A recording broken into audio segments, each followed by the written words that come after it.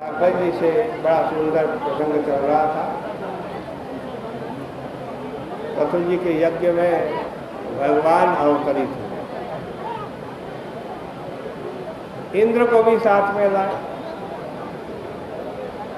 क्योंकि इंद्र ने पृथु जी के यज्ञ में विघ्न डाला, घोड़ा चुरा करके ले गए। अब लेकर के आए इंद्र को और भगवान कह रहे हैं, हे पृथु जी, ये इंद्र आपसे क्षमा मांगने के लिए आया।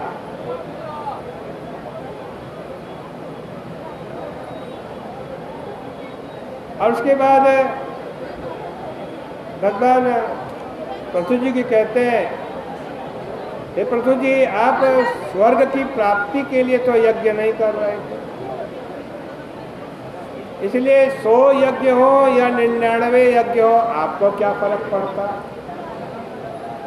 क्योंकि 100 अश्वमेध जो यज्ञ कर लेता है उसको इंद्र पद मिलता है। इसीलिए घबरा करके इंद्र ने पृथु जी के यज्ञ के अश्व चुराए।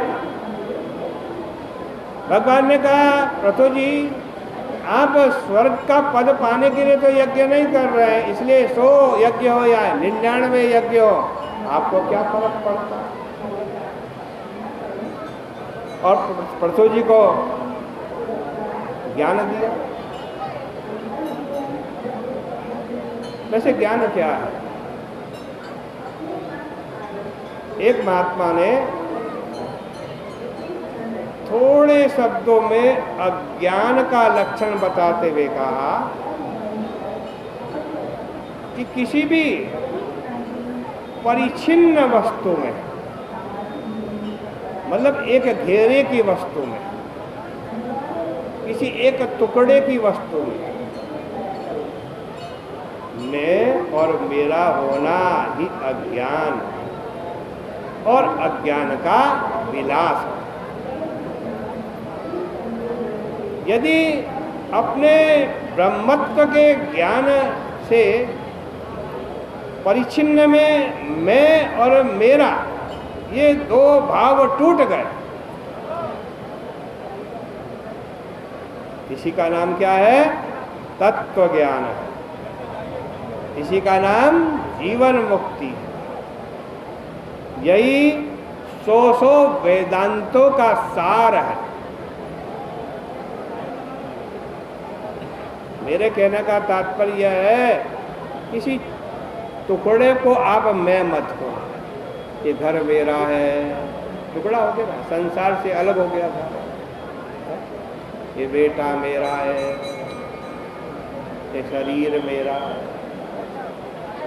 जहाँ आपने ये कहा, यही अज्ञान है। और जब आपने कहा कि सब कुछ मेरा,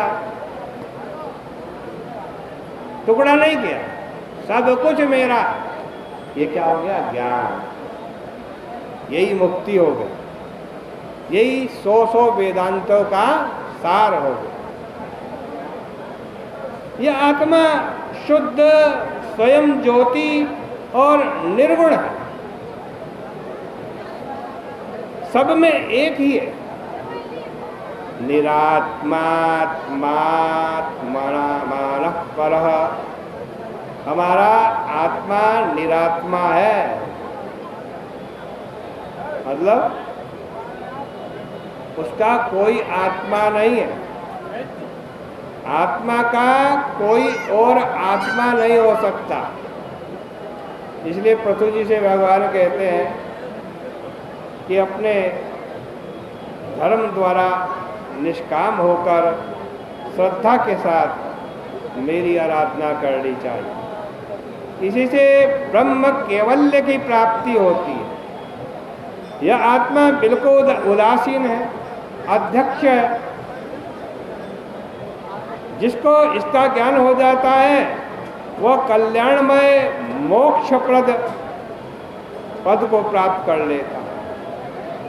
दृष्टा संपत्सु विपत्सु सूरयो लप्त क्रियन्ते मयि बद्ध सौहृदा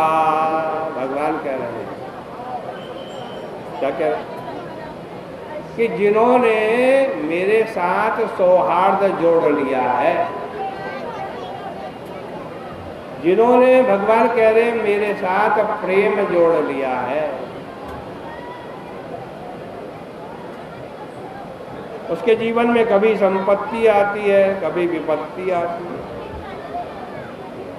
परंतु वे संपत्ति आने पर अपने आप को संपन्न नहीं समझते और विपत्ति आने पर वो अपने आप को विपन्न नहीं समझते।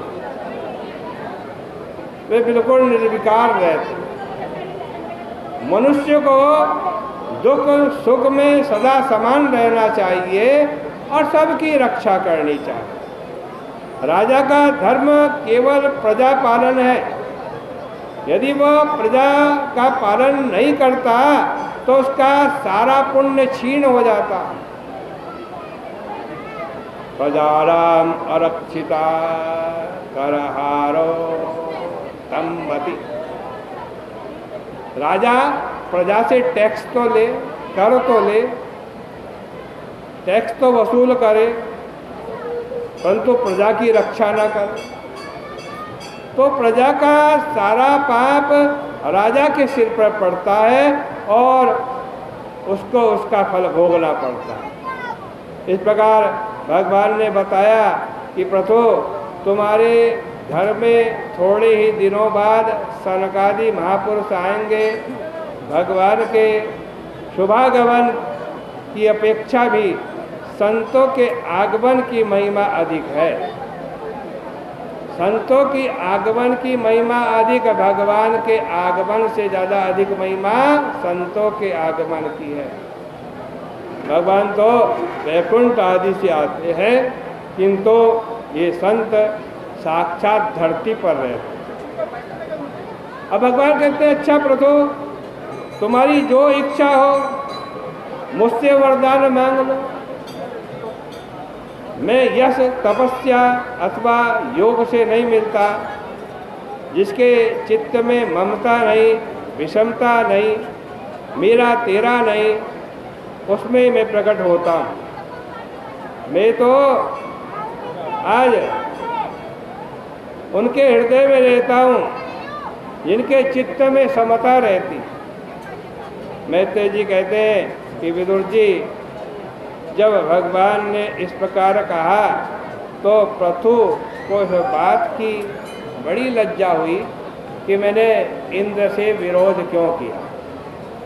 किंतु इंद्र मेरे पांव छूने आ रहा है।